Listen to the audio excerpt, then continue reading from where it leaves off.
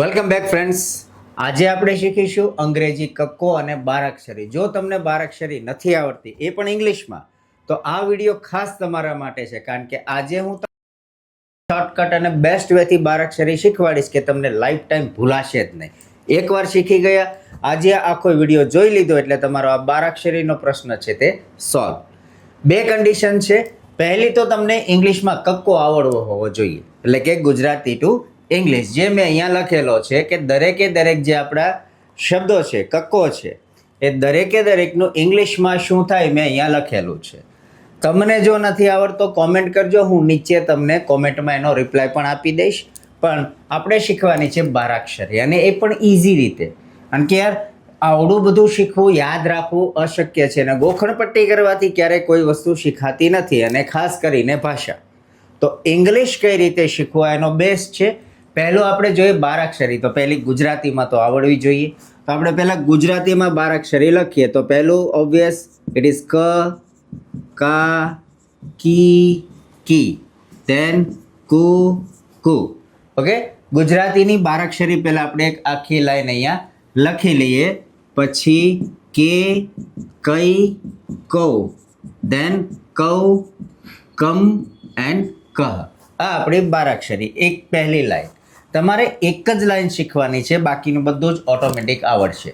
એ કઈ રીતે જો પહેલાં તો આનું આપણે ક છે, તો કનું ઇંગ્લિશ શું થાય એ અહીંયા આપણે કક્કામાંથી ગોતવાનું છે. તો આ રહ્યો પહેલો આપણો શબ્દ ક. ક યાની કે એ, દેટ ઇઝ કે એ.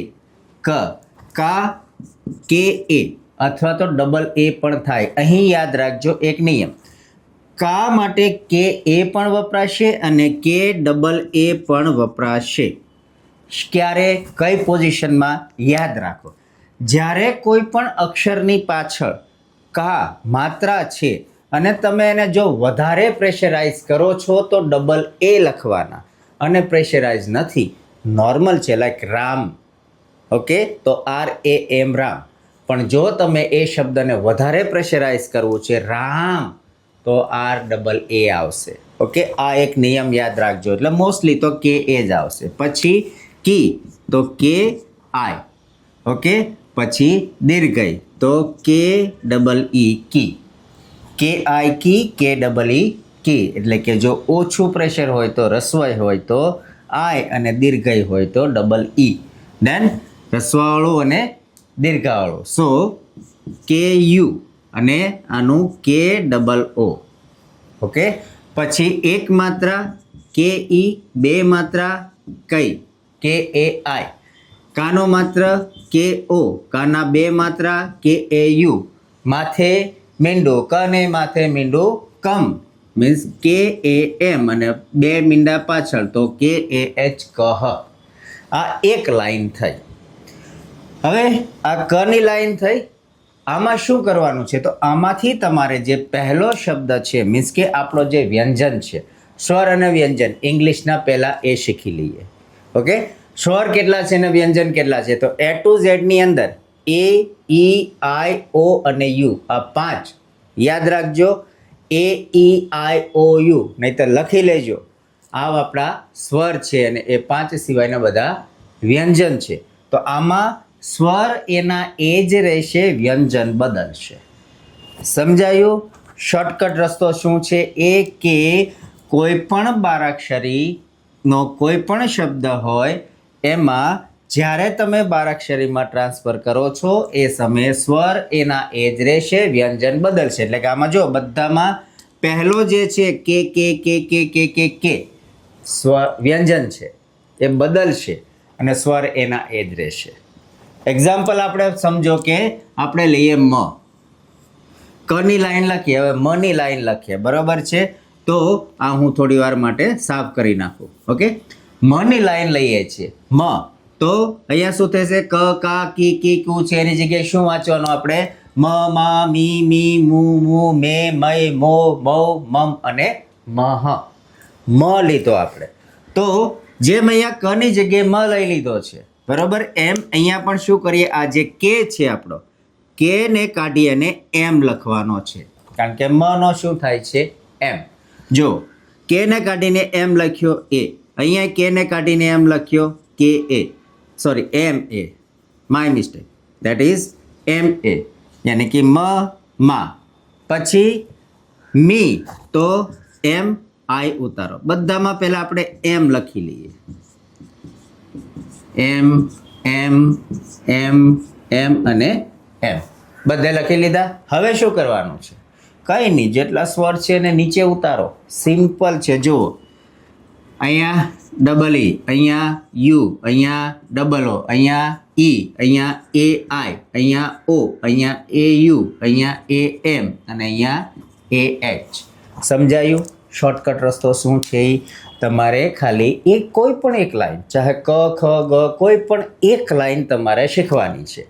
પહેલી લાઈન શીખી અને એના સ્વર યાદ રાખી લેવાના છે. એના એ જ સ્વર ક થી લઈ અહીંથી તમે શરૂ કરો છો, ક થી જ્ઞ સુધી બધામાં ખાલી શું બદલશે? તમારે વ્યંજન બદલવાના છે. એટલે કે આ જે છે ને, આ છે આપણા વ્યંજન, એ બદલશે. સ્વર એના એ જ રહેશે. આખી બારાક્ષરી એક લાઈનમાં પૂરી. સમજાયું? અગેન સમજાવું છું. જુઓ કે આ છે આપણી બારાક્ષરીની લાઈન. 12 શબ્દો જે ક, કા, કી, કી, કુ, કુ, કે, કઈ, કો, કૌ, કમ અને કહ. આ 12 શબ્દો છે. અહીં જે એનું ઇંગ્લિશ કરીએ છીએ તો ઇંગ્લિશ થતાં એમાં બે વસ્તુ મિક્સર છે, સ્વર અને વ્યંજન. તો સ્વર અને વ્યંજનની માહિતી પહેલાં ક્લિયર કરો. સ્વર કેટલા છે ઇંગ્લિશમાં? તો 5 છે. કયા કયા? તો એ, ઈ, આઈ, ઓ અને યુ. હું અહીંયા લખી દઉં છું સાઈડમાં. એ, ઈ, આઈ, ઓ અને યુ. આ આપણા 5 ઇંગ્લિશમાં સ્વર છે. ગુજરાતીના સ્વર કહીએ એ તો ખબર છે ને, અ, આ, ઈ, ઉ, એ, આઈ, ઓ, અને અહ, જે આની સાથે જોડાયેલા છે. ગુજરાતીના સ્વર જો ક, અ, કા, આ, કી, ઈ, કી, ઈ, કુ, ઉ, કે, એ, ઐ, ઓ, ઔ, અને અહ. સ્વરની રમત છે આ. ઓકે, કે તમે ગુજરાતીના સ્વર અને ઇંગ્લિશના સ્વર. ઇંગ્લિશમાં, ગુજરાતીમાં તો 12 છે, અ, આ, ઈ, ઉ વગેરે. ઇંગ્લિશમાં 5 જ છે, એ, ઈ, આઈ, ઓ, યુ. 5 સ્વર છે. તો અહીંયા જુઓ, બધામાં સ્વર જ છે. એક પહેલો વ્યંજન રિમૂવ કરી કાઢી અને એની જગ્યાએ તમારે જે લાઈન લખવી એ લખી દેવાની. ફોર એક્ઝામ્પલ આપણે જોઈએ છીએ કે ભાઈ દ, અહીંયા આપણે મ લખ્યો છે, એની જગ્યાએ દ ની લાઈન લખવી છે. દ એટલે કે દ, દા, દી, દી, દુ, દુ, દે, દઈ, દો, દૌ, દમ અને દહ. દ ની લાઈન લખવી. હવે શું કરશું? કંઈ નહીં ભાઈ, આપણે જે કે છે ને એને કાઢીને શું લખવાનું છે? ખાલી કે ને કાઢી અને લખો ત્યાં ડી. જો કઈ રીતે બનશે? હવે આપણે લખતા નથી, એમનો મૌખિક પ્રિપેર કરો. કે મ છે, આપણે ક ની જગ્યાએ મ કરેલો, હવે ક ની જગ્યાએ દ કરો, ડી. તો શું થશે? પહેલું ડી એ, દ, ડી એ, દા, ડી આઈ, દી, ડી ડબલ ઈ, દી, ડી યુ, દુ, ડી ડબલ ઓ, દુ, ડી ઈ, દે, ડી એ આઈ, દઈ, ડી ઓ, દો, ડી એ યુ, દૌ, ડી એ એમ, દમ અને ડી એ એચ, દહ. થયું? એકદમ સહેલું છે. ખાલી એક લાઈન યાદ રાખો અને તમે તમારી નોટમાં, જ્યાં તમે યાદી બનાવતો, તમારી પ્રિપેરેશન કરતા હો, ત્યાં નોટમાં આ એક લાઈન લખી લેજો. એકદમ ઇઝી. એટલે કે કક્કો યાદ રાખો ખાલી, એટલે કે વ્યંજન. ઓકે, આ જે કક્કો છે શું છે? આપણા બધા ગુજરાતીમાં વ્યંજન છે અને ગુજરાતીના સ્વર અ, આ, ઈ વગેરે. એમ ઇંગ્લિશમાં સ્વર અને વ્યંજનની એક જ ABCD છે, A to Z આપણે જે ગણીએ તે. એમાંથી ને આ 5 છે એ આપણા સ્વર છે, એ, ઈ, આઈ, ઓ, યુ, ને બાકીના બધા વ્યંજન છે.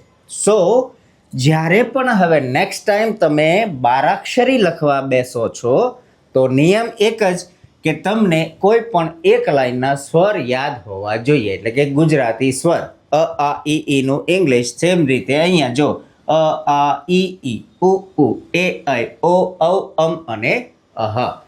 સ્વરનું ટ્રાન્સલેશન કરતા આવડી ગયું એટલે આપણને બારાક્ષરી સમજાય છે. આ એકદમ સહેલી લીટી છે. નીચે કોમેન્ટમાં જો તમને આ વિડીયો કંઈક સમજ્યા છો, શીખ્યા છો રિયલી, તો નીચે કોમેન્ટમાં આમાંથી કક્કાની કોઈ પણ એક લાઈન લઈ અને નીચે તમારે કોમેન્ટમાં આખી 12 શબ્દો લખવાના છે.